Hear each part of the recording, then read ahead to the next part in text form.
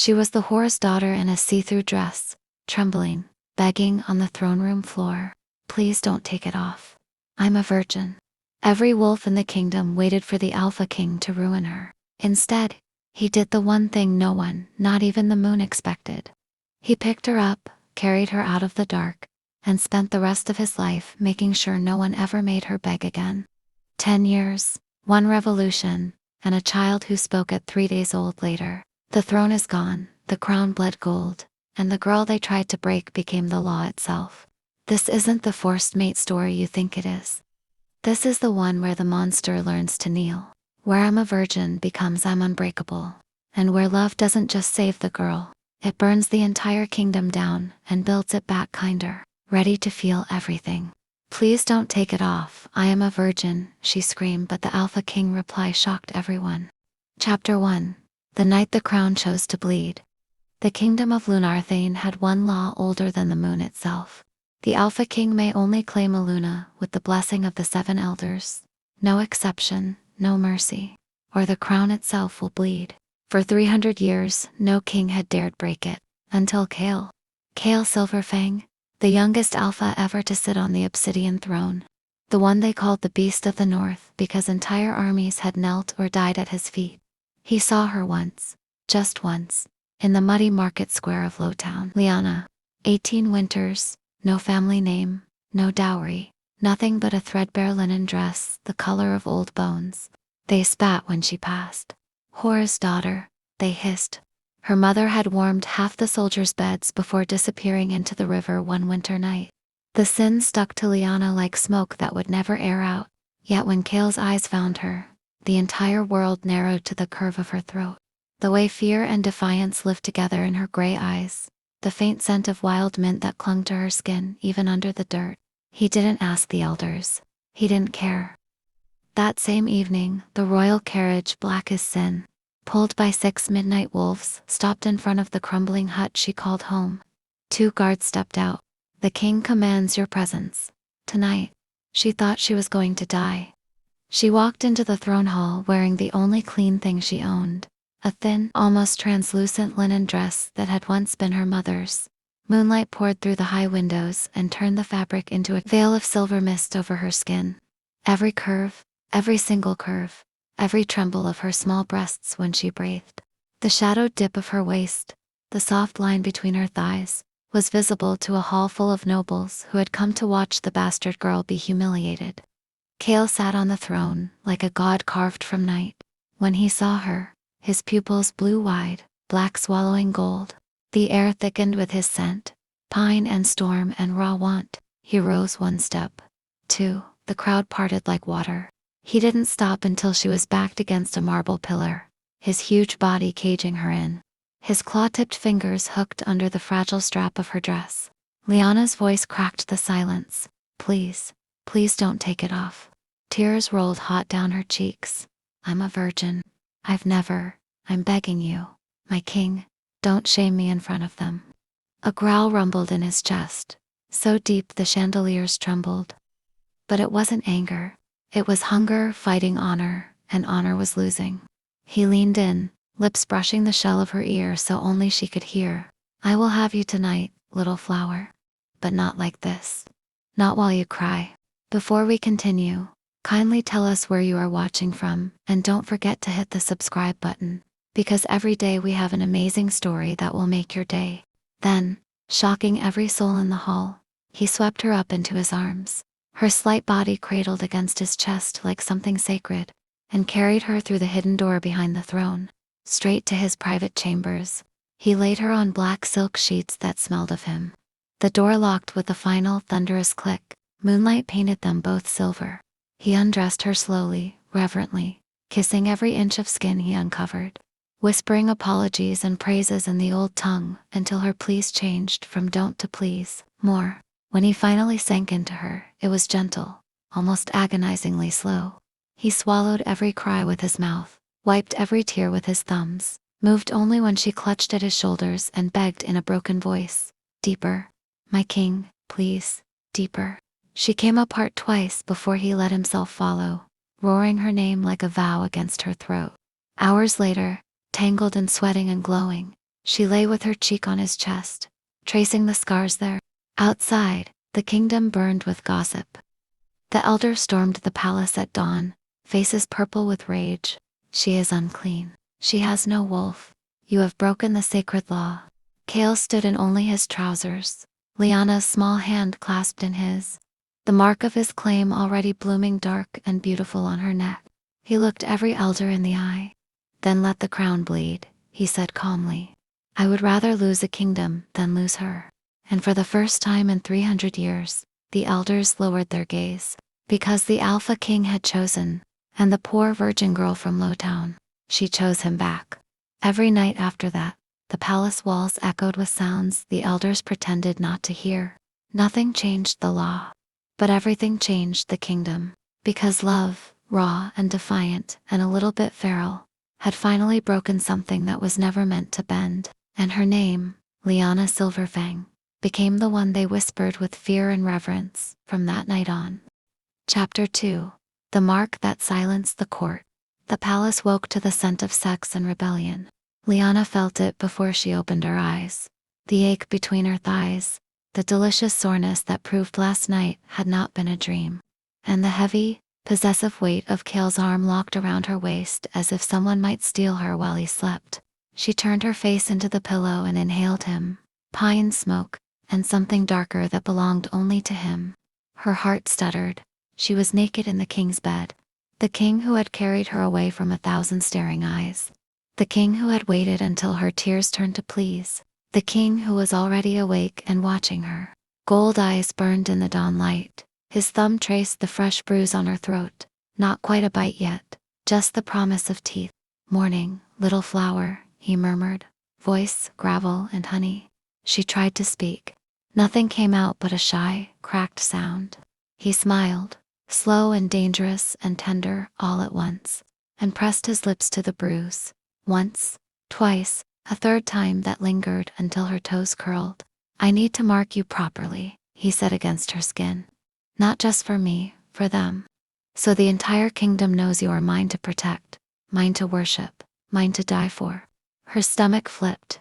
In front of everyone. In front of everyone. His hand slid up to cradle her jaw, forcing her to meet his stare. I will not hide you in shadows again, but I will not force you either. Say the word and I will burn the throne room down before I let them look at you with anything less than reverence. The choice should have terrified her. Instead, it felt like breathing for the first time. She swallowed. I'm ready. His eyes flared. He kissed her once, hard, claiming, then rolled from the bed in one fluid motion. Naked, scarred, magnificent. He didn't bother with clothes. He simply lifted her against his chest, wrapped his discarded cloak around her like a shield, and carried her barefoot through the corridors that fell silent at the sight of them. The throne hall was already full. Nobles, generals, the 7 elders in their moon-white robes, all waiting to tear her apart with words, since they couldn't with claws. Kale stepped onto the dais and sat, arranging her sideways on his lap like a queen instead of a prisoner. The cloak gaped just enough to show the love bites blooming across her collarbones. Gasps rippled through the crowd. Elder Valeria stepped forward, chin high. The law is clear. Aluna must be. Kale's snarl cut her off so violently, several nobles stumbled backward. Silence. The single word cracked like a whip. He tilted Liana's head with gentle fingers, exposing the column of her throat. His voice carried to the rafters. This woman is my mate, my heart, my queen. Any who deny her deny me, and I do not forgive. His gaze found Valerius. You said a half-blood Luna will never carry an heir to term. Watch me prove you wrong, old woman. Then, to Liana alone, so low only she could hear, breathe with me, love. She did. His lips brushed the frantic pulse beneath her ear. Once, twice, worshipful. Then his teeth sank in. The pain was bright, electric, perfect. Pleasure followed so fast, her vision whited out. She heard herself cry out, felt her back arch, felt every eye in the hall on her as the bond snapped into place like a star exploding behind her ribs. When she could breathe again, the hall was on its knees. Every wolf, every noble, every elder, heads bowed to the floor, because the mark on her neck wasn't black. It was molten silver, glowing like moonlight made flesh. And beneath it, written in the old tongue only kings and priests could read, were words that branded themselves into the air itself. She is the law now. Cale licked the wound closed, trembling with the effort of holding back the full, claiming his wolf demanded. His arms tightened until she could feel his heart trying to climb out of his chest and into hers. Valeria was the only one still standing. Her face had gone the color of old ash. She opened her mouth, maybe to curse, maybe to scream. Cale's smile was all teeth. "Careful, Elder," he said softly. "The crown has already started to bleed. Push me further, and I'll show you how red it can get." Valeria dropped to her knees so fast, her bones cracked against marble. Liana looked out over the silent, trembling court, and felt something ancient unfurl inside her chest, something that tasted like power and safety and home. She leaned into Cale's throat and whispered the first fearless words she had ever spoken in this palace. "Let them watch. I'm not afraid anymore." His answering growl vibrated through both their bodies. Somewhere in the shadows, Valeria's fingers curled like claws around a tiny vial of nightshade. The war had only just begun. Chapter 3. The moon does not forgive. The silver mark still pulsed warm on Liana's throat when the first cramp twisted through her belly like a knife. She was standing beside Cale on the dais, his hand possessively splayed over the small of her back, letting every wolf in the hall feel the weight of their new bond. When the pain hit, her knees buckled. Only his arm kept her spine, kept her upright. The hall blurred. A roar, Cale's, filled her ears. Then she was in his arms again, cloak forgotten, the court's shocked faces whipping past as he ran. He burst into their chambers and laid her on the bed like she was made of glass. "Talk to me, little flower. Where does it hurt?" She tried to answer, but another cramp stole her voice.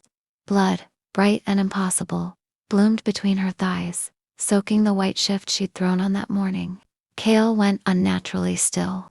The kind of stillness that comes right before a hurricane destroys a coastline. "No," he whispered. One word, broken in half. Healers flooded the room. Hands everywhere. Cold instruments. Whispered words she couldn't understand over the pounding in her ears. Too early, only a few weeks. The mark may have triggered. Cale's snarl shook the windows. "Fix it. Fix her. Or I start ripping throats out until someone does." Liana caught his wrist. Her fingers were ice. "Cale, look at me." His eyes were pure gold, wolf riding him hard. Tears, actual tears, tracked down the face that had made armies kneel. "I can't lose you both," he rasped. "I just found you." The head healer, an old woman with kind eyes, pressed a hand to Liana's belly and closed her eyes. Long seconds, then relief so sharp it hurt. There is still a heartbeat, faint, but stubborn, like its mother. The sob that tore out of Cale was not human. He dropped to his knees beside the bed, forehead pressed to Liana's knuckles, shoulders shaking so hard the bed frame rattled. She had never seen him pray before. He prayed now, raw, desperate words in the old tongue. Promises of blood and crowns and his own life if the moon would only spare them. Liana threaded trembling fingers through his hair. "We're still here," she whispered. "Both of us. Don't break yet." He lifted his head. The beast of the north looked like a boy who'd been told the world was ending. Hours later, when the bleeding had slowed and the healers had forced bitter tea down her throat, Cale carried her to the balcony. He sat with his back against the stone wall, her cradled between his legs. His huge hands splayed protectively over her stomach, as if he could shield the tiny life inside with his own body. The moon hung full and cruel above them. "I broke the law for you," he said quietly. "Maybe the moon is punishing us." Liana turned in his arms until she could cup his jaw. "Then we'll break the moon back." He laughed once, a cracked sound, and rested his brow against hers. Their breath mingled in the cold night air. In the shadows of the courtyard far below, Elder Valeria poured a single drop of crimson liquid into a silver bowl. The moonlight turned it black. She smiled. "The moon does not forgive," she murmured to the night. "And neither do I." High above, curled inside the only safe place she had ever known, Liana felt the baby kick for the first time. Tiny, fierce, defiant. She pressed Cale's palm harder against the spot. "Feel that," she whispered. "That's our answer to every curse they throw at us." Kale closed his eyes, tears falling onto her skin like warm rain, and for the first time since the blood began, he breathed. The war had not ended, but neither had they. Chapter 4: Mother's Sin, Daughter's Crown.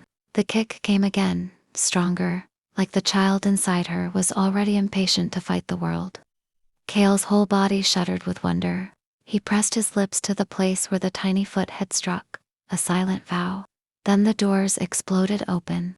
A royal archivist, pale and trembling, stumbled in clutching a leather-bound tome older than the palace itself. Your Majesty, Your Grace, we found it, the sealed in the forbidden vault. It bears the crest of the last moon priestess. Kale rose slowly, shielding Liana with his body. Speak. The man fell to his knees and opened the book with shaking hands. Moonlight fell across the page and the ink flared silver. A portrait. A woman with Liana's exact eyes, exact mouth, wearing the ceremonial robes of the high priestess.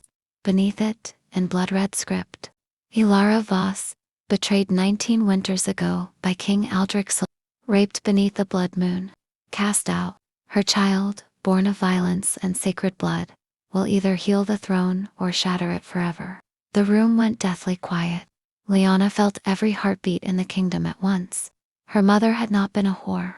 Her mother had been the highest holy woman in Leonarthane, stolen, violated by Kale's own father, then erased from history so the crown would not bleed. Kale's face drained of color. He looked like someone had carved his heart out with a dull blade. Liana, his voice cracked on her name. I didn't know. I swear on my life I didn't know. She reached for him, not in anger, but something vast and ancient rising in her chest. Power, recognition, grief, and fury, braided together so tightly she could barely breathe. She touched the portrait with trembling fingers. The woman in the drawing seemed to look back at her with pride. My mother was the purest blood in this kingdom, Liana said, and her voice did not shake. And your father tried to drown that purity in shame. She turned to the archivist. Burn every lie that calls her a whore. Tonight, the man bowed so low his forehead touched the floor. Kale sank to his knees in front of her, not as a king, but as a man stripped bare. I am the son of your mother's destroyer, he whispered, voice raw. If you want my life for hers, take it. I will not stop you. Liana cupped his face, thumbs wiping the tears he didn't bother to hide. I don't want your life, she said fiercely. I want you beside me when I make them kneel for what they did to her. Something shattered and reformed in his eyes. Devotion so complete it looked like worship. He pressed his forehead to her belly again, right over their child. Then we will make them kneel, he vowed, voice shaking with love and vengeance. Every single one.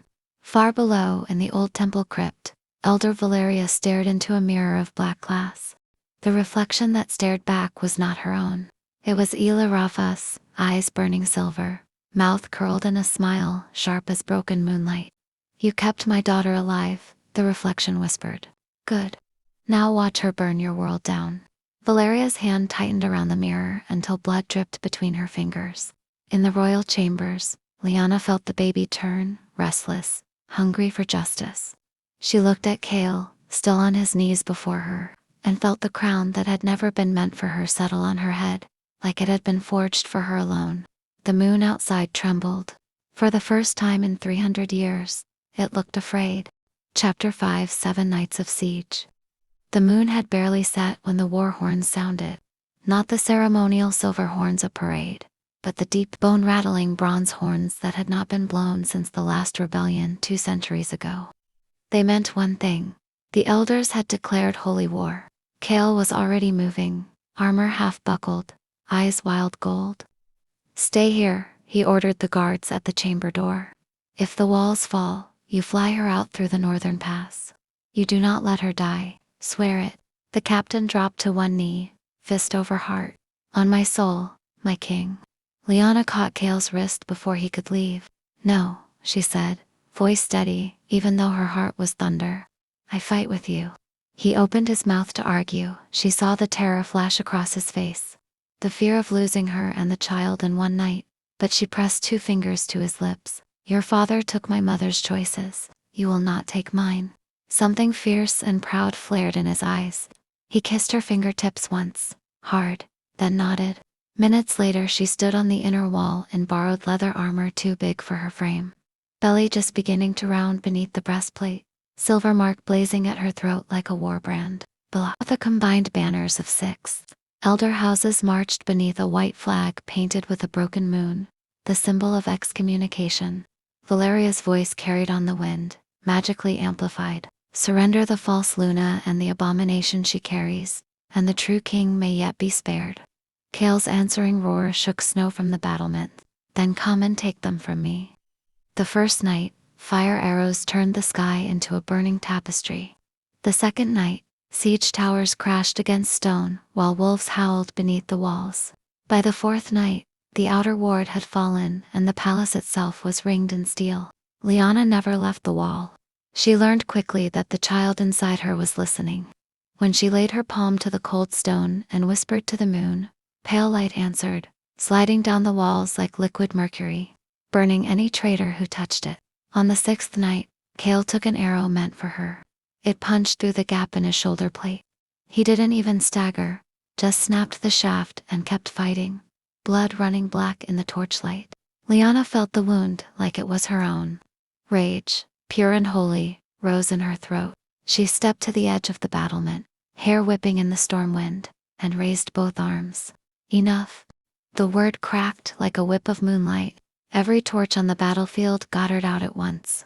A ring of silver fire erupted around the palace, 30 feet high, roaring with her mother's stolen voice and her daughter's unborn fury. The rebel army fell back, screaming as their shadows burned. In the sudden silence, Liana looked down at Valeria, standing untouched beyond the flames. This throne raped my mother, Liana called, voice carrying to every corner of the kingdom. Tonight it learns what sacred blood feels like when it fights back. Valeria's smirk faltered for the first time. Behind Liana, Kale limped to her side, blood-soaked half dead on his feet, and dropped to one knee, not in defeat, but in fealty. Every loyal wolf, still standing, followed. 10,000 armored knees hit stone. The message was unmistakable. There was only one ruler on this wall tonight, and she was the daughter of a priestess, the mate of a king, and the mother of whatever came next. The silver flames burned until dawn. When the sun rose on the 7th day, the elder banners lay trampled in the mud. Half their army had fled, the rest knelt in the courtyard, weapons surrendered, waiting for judgment. Valeria was nowhere to be seen. Kale, pale from blood loss, leaned heavily against the battlement beside Liana. He looked at the kneeling thousands, then at her, and a weary odd smile broke across his face. You just won my kingdom for me, little flower.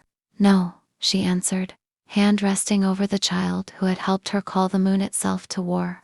I just took mine back. Far below, in the deepest dungeon, Valeria knelt before a cracked mirror. The reflection of Liana Voss smiled with too many teeth. Almost, the reflection whispered, one more betrayal, old friend.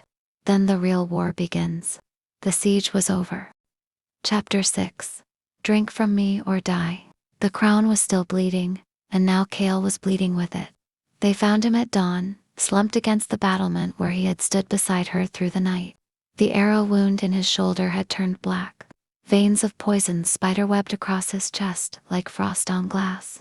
Nightshade and silverleaf, the healer whispered, a mixture that no antidote on earth could touch. Liana felt the moment his heart stuttered. She dropped to her knees in the blood-wet snow, cradling his head in her lap. His skin burned colder than the wind. Liana, he rasped, trying to smile, told you. I'd keep you safe. Tears froze on her cheeks. Don't you dare say goodbye. The healers circled, helpless. Only royal blood of the same line can purge royal poison, the eldest said, voice trembling. And there is no other Silver Fang left alive. Kale's eyes fluttered. His hand, heavy as stone, found her belly. Then let me go, he breathed. Save her, save both of you. Something ancient and furious rose inside Liana, the same fire that had summoned Moonlight to burn an army. She looked at the healers. Bring me the sharpest knife you have. They hesitated. She did not. The blade flashed silver in the rising sun. She pressed it to the soft skin beneath her jaw, right over the mark he had given her. Kale's eyes snapped open, gold flaring in panic. Liana no. She met his gaze and let the knife bite. A thin line of crimson welled, bright as the dawn. "I am Silverfang now," she said, voice steady even as her body shook. "You made me yours. So take what is yours."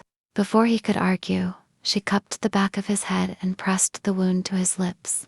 He fought for one heartbeat, two, then instinct won. His mouth closed over the cut and he drank. The change was immediate and terrible. His back arched off the stone. Black veins retreated like smoke sucked into a storm. Color flooded back into his face. The poison burned out of him in a rush of heat so fierce, the snow around them melted to steaming water.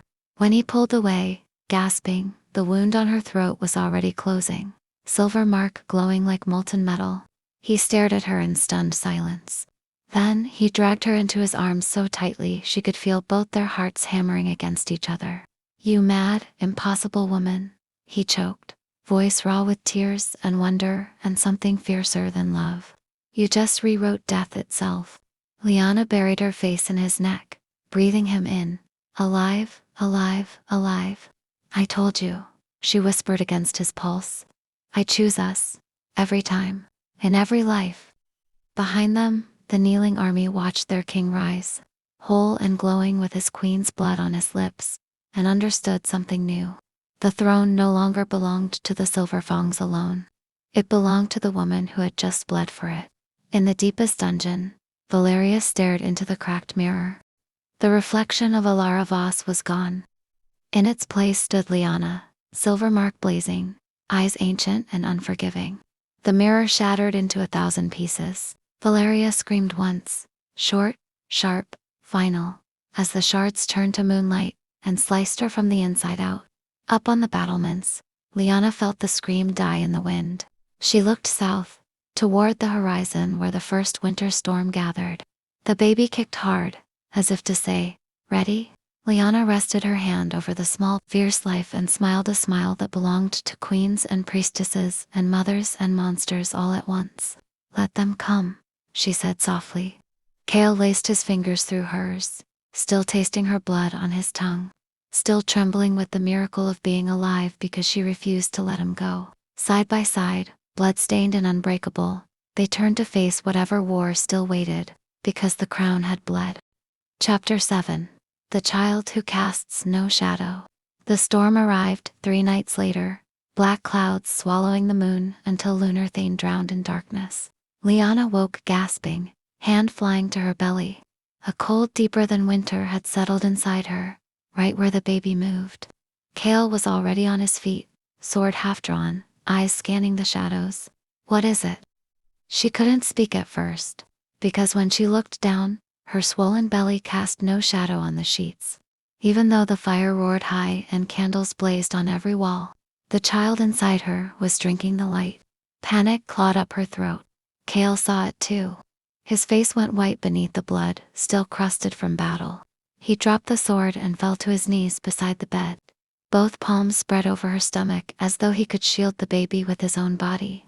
"No," he whispered, voice cracking. "Not you two. Not our daughter." The words tore out of him like a wound reopening. Liana threaded shaking fingers through his hair. "She's still kicking," she managed, stronger than ever. "But something's wrong." They summoned every remaining healer, every surviving priestess, even the half-mad oracle who lived in the catacombs. All of them said the same thing, faces pale with terror. "The child bears the moon at her mark. She drinks light because she is preparing to devour darkness. If she is born under a hidden moon, she will save the kingdom. If she is born under any other sky, she will end it." Kale's snarl rattled the windows. "Then we give her the hidden moon." He turned to the captain of the guard.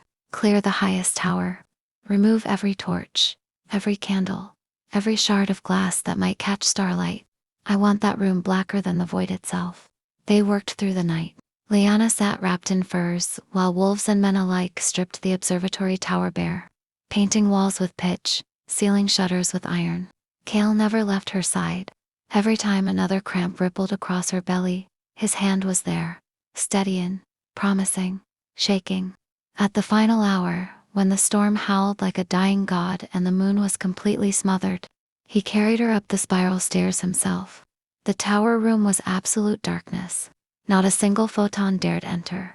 He laid her on a bed of wolf pelts in the center of the floor and knelt between her feet. Armor discarded, shirt soaked with sweat and fear. "I'm here," he kept saying, over and over, like a prayer. "I'm here, little flower. Both of you, stay with me." The pains came faster. Liana gripped his hands until bones ground together. She screamed, not from pain alone, but from the overwhelming, terrifying love that tore through her every time she felt their daughter fight toward the world. Kale's voice never wavered. He told her stories of the life they would have.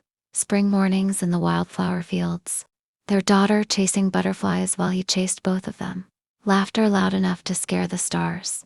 When the final contraction seized her, the storm outside broke for one heartbeat. A single shaft of moonlight, thin as a blade, slipped through a crack no one had seen and struck the floor between them.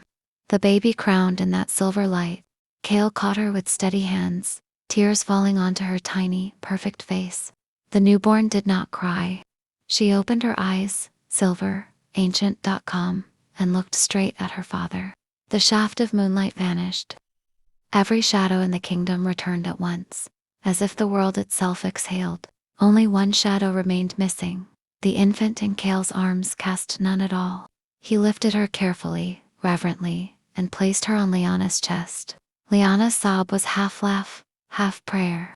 The baby's tiny fist closed around the silver mark on her mother's throat, and for the first time, the mark glowed warm instead of burning. Kale leaned over them both, forehead pressed to Liana's tears mixing with hers. "She's perfect," he whispered, voice wrecked. "She's ours." Outside, the storm quieted. Inside the blacked-out tower, 3 heartbeats beat in perfect unison, and somewhere far below, the last elder still alive felt her own shadow crawl off her body and slither toward the stairs. Called by a child who had decided darkness belonged to her now. The moon had hidden. The child had chosen mercy. For tonight, Chapter 8, The Cage of Silver Bars. The silence that followed the birth lasted only 7 breaths. Then the tower doors exploded inward. Silver chains, forged from melted moon relics, whipped through the darkness like living serpents. They struck before Kale could shift, before Liana could scream. The chains wrapped around her wrists, her ankles, her throat, cold enough to burn. Another loop snapped around the infant, yanking the newborn from her chest. Liana's roar of rage cracked stone.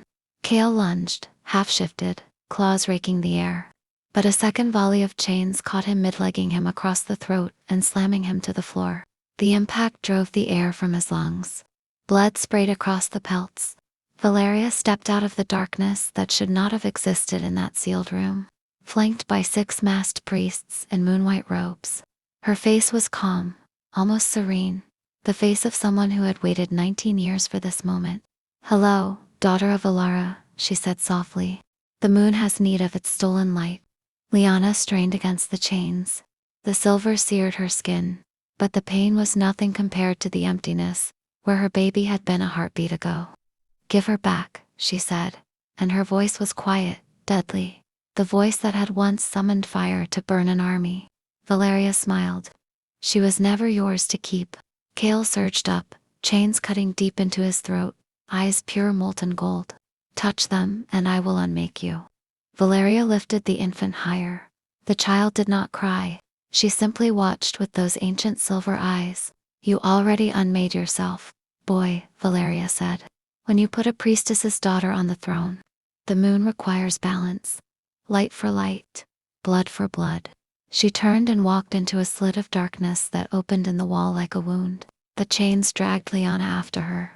Kale's desperate roar followed them down endless spiral stairs, deeper than the palace foundations, into catacombs that had been sealed since the first Silver Fang King.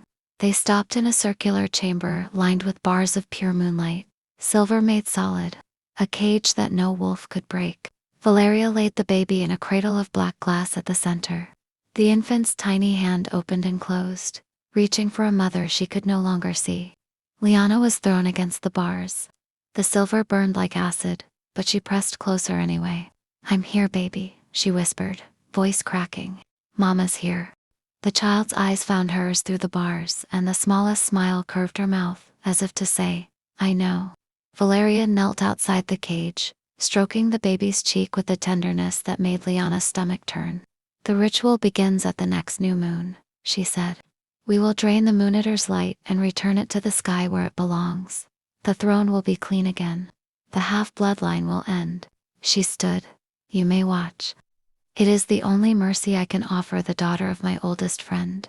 The priests filed out, the door sealed with a sound like a tomb closing. Darkness swallowed everything except the faint glow of the child's skin. Liana sank to her knees, wrists bleeding, and began to sing.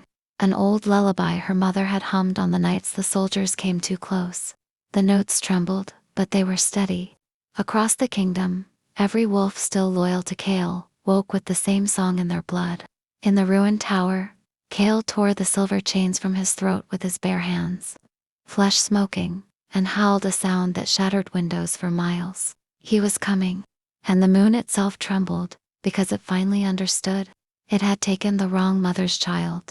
Liana kept singing, soft, unbroken, unbreakable. The baby's tiny fingers reached through the bars and brushed her mother's bleeding wrist. Where the blood touched the silver, the bars began to weep moonlight. The cage was listening, and it was starting to remember whose daughter stood inside it. Chapter 9, Born in Chains. The lullaby never stopped. It rolled through the silver cage like warm breath on winter glass, hour after hour, day after day. Liana's voice grew hoarse, then raw, then something beyond human, until the notes themselves seemed to bleed. The baby never cried. She simply watched her mother with those calm, ancient eyes and waited. On the 5th night, the pains began. Liana felt them low in her back first, a tightening that stole what little breath the silver collar allowed. She laughed once, a cracked, incredulous sound. Of course, the child who had been taken from her chest at birth had decided to come the rest of the way, into the world inside a cage meant to kill her. Another contraction seized her. She dropped to her hands and knees on the cold stone, chains clinking, and bore down with everything she had left. The bars drank her screams and gave nothing back. There was no healer, no water, no soft voice telling her she could do this. There was only the lullaby, ragged now, and the tiny girl who had already survived being torn from her mother's arms once. Liana crawled to the cradle between contractions. She pressed her forehead to the black glass edge and whispered, I'm still here, little star. We do this together. The baby reached out and curled her fists around one silver link. Where her skin touched the metal, the moonlight inside the bar flickered, dimmed, surrendered. Another contraction, harder. Liana bit through her own lip to stay quiet. Blood filled her mouth. She spat it onto the floor and used it to draw a circle around the cradle. Mother's blood. Priestess blood. Moon eater blood. The circle flared silver, then white. The bars began to weep. Liana bore down again, sweat and tears mixing with the blood on her face. She felt the ring of fire, the impossible stretch. The moment the child's head-crowned head slipped free into her waiting, chained hands. One more push. The baby slid into the world with a sound like a star igniting. No cry. Just a soft exhale, as if the darkness itself had been holding its breath and finally let go. Liana collapsed sideways, dragging the infant to her chest with arms that barely obeyed her anymore. The cord pulsed between them, silver and black braided together. She bit through it with her teeth. The moment the cord parted, every bar in the cage shattered outward like glass struck by lightning. Moonlight flooded the chamber, blinding, furious, free. Liana rose on trembling, naked, bleeding, cradling her daughter wrapped in the shredded remnants of her own tunic. The broken silver links fell from her wrists and ankles like dead snakes. Footsteps thundered in the corridor, Kale's roar shaking dust from the ceiling. The sealed door exploded inward. He stood framed in torchlight, half-shifted, covered in blood that was not his own, eyes wild until they found her. Then he stopped breathing. Liana took one step, then another, legs shaking but unbroken. She walked straight into his arms. He fell to his knees with them both, careful even in frenzy, pressing his face into her hair, her neck, the baby's downy head, inhaling like a man who had forgotten air existed. I heard you singing, he choked out. I followed the song through every ward, every guard, every lie they built between us. Liana's arms tightened around their daughter. She was born in chains, she whispered, voice raw velvet and steel, and she broke them before she took her first breath. Kale looked at the infant.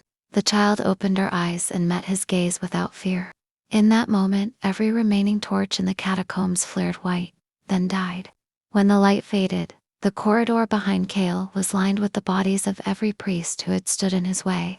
None of them cast shadows anymore. Kale rose, lifting mother and daughter as though they weighed nothing, and carried them toward the stairs. Behind them, the black glass cradle cracked down the middle and turned to ash. Liana rested her cheek against his shoulder, exhaustion and triumph braided so tightly she could not tell them apart. She still doesn't have a name, she murmured. Kale's voice was ruin and reverence. Then let the kingdom tremble until it learns the one she chooses. They stepped over the threshold into moonlight that bowed as they passed. The cage was empty. The war was over. And the child who cast no shadow had already begun to rewrite the stars. Chapter 10. I will burn the world quiet.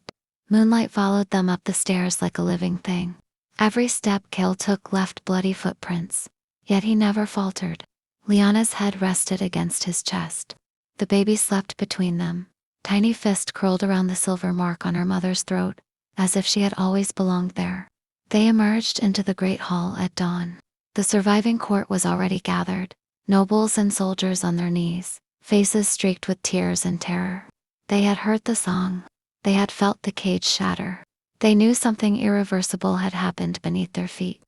Kale stopped on the topmost step of the dais. Silence fell so complete, the wind outside sounded like screaming. He looked out over them, eyes still gold with wolf and grief, and something colder than both. Where is Valeria? His voice was quiet. That was worse than a roar. No one answered. He shifted his hold on Liana and the child, cradling them closer, and spoke again, softer still. I followed my queen's voice through stone and silver and death. I painted these halls red so she could walk free, and still the woman who chained them breathes. A ripple of fear passed through the hall. From the back, a young page, no older than 12, stepped forward on shaking legs. She fled east, your majesty. Took a horse before the moon set. Said the child must not live to see the next sunrise. The temperature in the hall dropped 10 degrees. Kale's next words fell like individual stones into deep water. Then there will be no sunrise. He turned to the captain of what remained of his guard. Burn every banner that is not ours. Salt the eastern road. Bring me Valeria's heart before the child wakes to hunger. And if the sun dares rise on a world that still contains her, I will burn the world quiet so my daughter can sleep. The captain dropped to one knee, fist over heart. It was not obedience. It was surrender. Liana lifted her head. Her voice raw from singing and screaming and birthing in chains, cut through the hall like new steel. No. Every head turned. She stepped from Kale's arms, swaying but upright. Blood still drying on her thighs. Hair wild, eyes older than the moon itself. We do not become the thing that hurt us, she said. We end it. She looked at the trembling nobles, the broken elders, the wolves who had once spat at her and This child was born in a cage meant to murder her life. She broke the cage with her first breath. That is the only example she will ever need. Then she turned to Kale, reached up, and cupped his blood-streaked face. Come back to us, she whispered, soft enough that only he could hear. The monster has done its work. Now be my gentle king again. For a heartbeat the hall held its breath. Kale's eyes flickered, gold bleeding back to storm gray. The snarl eased from his mouth. He sank slowly to his knees before her, forehead pressed to her belly where their daughter had so recently fought to live. The entire kingdom watched the beasts of the north lay his sword at the feet of the woman he had carried, out of shame and into legend. I am yours, he said, voice ragged with love, too big for any crown. Command me. Liana threaded her fingers through his hair, exhausted, triumphant, unbreakable. Then command the dawn to rise, she answered. Let the sun see what happens when it tries to take children from their mothers. She looked out over the hall one last time. And let Valeria run. The road is long, and a mother's memory is longer. The baby stirred, made a small sound like a star learning to speak. Kale rose, lifted them both into his arms again, and carried them toward the royal chambers, past kneeling nobles who would never again dare raise their eyes without permission. Behind them, the first pale edge of sunrise touched the horizon. Hesitant, almost afraid, it rose anyway. Because the child who cast no shadow had decided the world could keep its light, for now, and because her father had learned, in the space between one heartbeat and the next, that some wars are won by refusing to fight them the way the enemy expects. The kingdom exhaled. Valeria was still running, but every road now ended at a mother's feet, and dawn, for the first time in history, came quietly. Chapter 11. The Princess Who Spoke at 3 days old. 3 days after the dawn that almost didn't come, the palace held its breath again. The child had not yet been named. No one dared suggest one. On the morning of the 3rd day, the little princess opened her silver eyes, looked straight at the assembled court packed shoulder to shoulder in the throne hall, and spoke. Not a babble, not a coo. Words, clear, soft, ancient as moonlight on water. I am the law now. The silence that followed was so complete that heartbeats sounded like drums. Every wolf in the hall dropped to their knees without being commanded. Even the stone floor seemed to bow. Kale, standing beside the cradle, carved from a single piece of midnight obsidian, went rigid. Tears, actual tears, slid down the face of the beast of the north. Liana, still pale from blood loss and birth, reached in and lifted the infant into her arms. The baby's tiny hands settled over her mother's heart, as naturally as sunrise. Liana looked out over the kneeling kingdom and felt no triumph, only a vast, aching tenderness. Then let the first law be mercy, she said, voice quiet but carrying to the rafters. Let the second law be truth. She turned to the only elder still alive, Elder Cassian, an old man who had hidden in the library during the siege, and emerged with every forbidden record clutched to his chest. Read what you found. Cassian's hands shook as he unrolled the final scroll, sealed with Liana Voss's own blood. In the year of the broken moon, the high priestess Alara foretold, a daughter of rape and crown will bear a daughter of light and shadow. She will speak before she walks, and when she does, every old law will crumble to dust. The throne will no longer rule by blood, but by the will of the one who casts no shadow. And the kingdom will either kneel in love, or cease to exist. He let the scroll fall. It turned to silver ash before it touched the floor. The child in Liana's arms looked at Kale. Papa, she said, clear and fond, as though she had practiced the word for centuries. Put your sword away. It is tired. Kale's legendary blade clattered from his numb fingers. He sank to his knees again, this time before his 3-day-old daughter, and pressed his forehead to her tiny foot. Yes, my princess, he whispered, voice breaking. Anything. The baby turned her gaze to the kneeling court. Stand up, she said gently.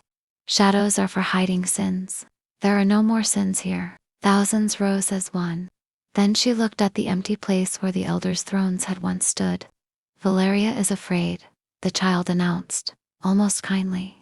She is coming back to say sorry. Let her in when she does. A murmur rippled through the hall. Liana felt the words settle in her bones like prophecy and forgiveness braided together. She kissed her daughter's forehead. What is your name, little star? The baby smiled, a small, devastating thing that made the chandeliers flare brighter. I already have one, she said. But you may earn it every day you love me. And with that, she closed her eyes and slept in her mother's arms, as though the weight of a kingdom was nothing more than a lullaby. Kale rose slowly, gathered them both against his chest, and looked out over the hall that had once tried to break them. The throne is hers when she wants it, he declared, voice rough with pride and awe. Until then, it belongs to the woman who carried her through fire and chains. He turned to Liana, eyes shining, and to the mother who taught a monster how to be gentle. Liana leaned her forehead against his, tears falling onto their sleeping daughter's cheek. Outside the palace windows, the sky opened for the first time in weeks. Sunlight poured in, warm and golden and unafraid. Every shadow in Lunarthane stretched long and dark across the marble, except one.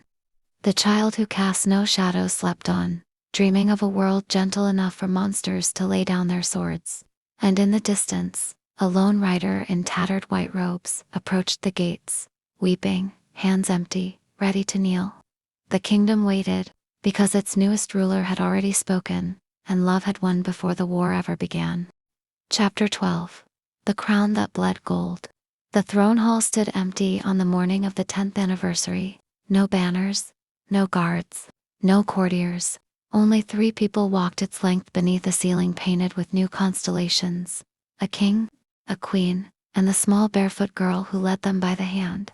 The child, no longer a child, had hair like midnight and silver braided together, and eyes that still held the memory of a cage she had never truly been inside. She stopped before the obsidian throne that had once terrified her mother. "I don't want it," she said simply. Cale's breath caught. Liana's fingers tightened around his. The girl turned to them both, solemn and luminous. "You carried the weight long enough," she said. "Now the kingdom carries itself." She reached up and lifted the ancient crown from its velvet cushion. Heavier than mountains, forged from the first moonlight ever stolen from the sky. With careful, reverent hands, she set it on the floor between her parents' feet. Then she knelt, not in submission, in gratitude. "I name myself Aurelia," she said, voice ringing clear as the first bell of spring. "Light-bearer, shadow-keeper, daughter of a king who learned mercy, and a queen who taught justice." She looked up at them, eyes shining with tears she had never needed to cry as a baby. "I dissolve the throne. From today, Lunarthane is ruled by council, wolf and human, highborn and low, mother and child. No one kneels unless they choose to." A wind moved through the hall, though every door was sealed. The crown at their feet cracked down the middle and bled liquid gold that soaked into the marble and vanished, leaving only a circle of pale flowers that had never grown in winter before. Cale dropped to his knees first, not before a ruler, but before his daughter. Liana followed, tears falling freely now. Aurelia placed one small hand on each of their heads. "Thank you," she whispered, "for breaking every law so I would never have to." Then she stood, turned to the open doors, where the entire kingdom waited in the courtyard below, and raised her arms. The morning sun crowned her in fire and mercy. "People of Lunarthane," she called, and her voice carried to every corner of the realm without magic, only truth. "Go home. Love your children. Forgive your enemies. Live unafraid. The age of crowns is over. Aurelia, the age of kindness begins." A roar of joy went up, not of conquest, but of release. Later, when the hall was truly empty and the flowers still bloomed where the crown had bled, Cale and Liana stood alone with their daughter between them. Cale lifted Aurelia into his arms. She was 10, but still curled into him like she had the day she was born. He looked at Liana, eyes soft with 10 years of healing and wonder. "We did it," he said, voice rough. "We broke the moon and the stars and every chain they ever tried to put on you. And somehow we raised her to be gentle anyway." Liana reached up and touched the place on her throat where the silver mark had faded to a faint scar years ago. "You taught me how to be strong," she told him. "She taught us how to be soft." Aurelia kissed both their cheeks, then wriggled down and ran barefoot toward the open doors and the waiting world. Cale pulled Liana against his chest, arms wrapping around her exactly the way they had the night he carried her from shame into legend. "I would do it all again," he murmured into her hair. "Every fight, every tear, every drop of blood. 1,000 times. For you, for her, for this." Liana tilted her face up to his. The same gray eyes that once begged him not to take everything now looked at him like he was her entire sky. "And I would choose you," she whispered, "every single time." Outside, children laughed in the courtyard. Wolves and humans danced together under the new flowers. Valeria, old and frail, tended the garden she had been given, instead of a grave, humming the lullaby Liana once sang in chains. The kingdom had no throne. It had something better. It had a family that had bled gold, so no one else ever had to bleed again. And high above them all, the moon, once broken and afraid, shone whole and gentle, casting long, soft shadows that belonged to everyone. Even the girl who cast none walked in light, because her parents had loved her enough to burn the world quiet, and then taught her how to make it sing instead. If this story made your heart race, your eyes sting, or your fists clench with love and fury, then don't let it end here. Save it. Share it. Scream about it in the group chats. Tag the friends who need to feel what it's like when a broken girl becomes the law. When a monster learns to kneel. When a child born in chains teaches an entire kingdom how to be free. This is the story we were never supposed to get. The one where the virgin doesn't get ruined. The one where the alpha doesn't take. He waits. The one where the crown bleeds gold instead of red. And love wins by refusing to play by the old rules. So be loud about it. Post your favorite line. Make the edit. Flood the tags. Tell the algorithm we're done with trauma disguised as romance.